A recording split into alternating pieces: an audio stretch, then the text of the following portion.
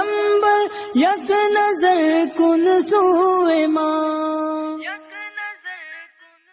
السلام علیکم ورحمۃ اللہ وبرکاتہ.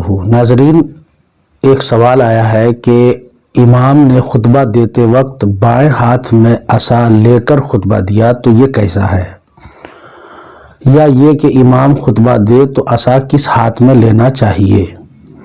اس کا جواب یہ ہے کہ اولاً یہ معلوم کرنا چاہیے کہ عصا لینا کیسا ہے.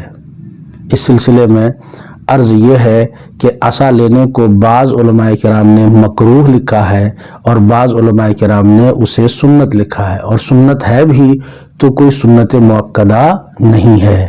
لہٰذا اس اختلاف کے پیش نظر عصا لینے سے بچنا ہی بہتر ہے، کیونکہ جب کسی چیز کے سنت اور مکروہ ہونے میں شک ہو جائے تو پھر وہاں اس کو مکروہ قرار دیا جائے گا یا اس سے بچنا بہتر ہوگا.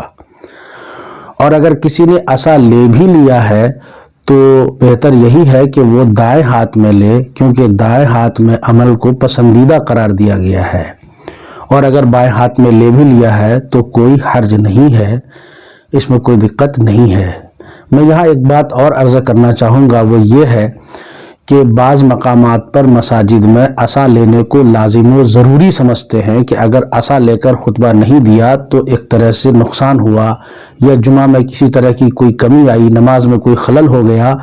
ایسا نظریہ اور ایسا خیال کرنا یقیناً غلط ہے. عصا لینا واجب تو دور کی بات ہے، اس کے سنت ہونے ہی میں اختلاف ہے.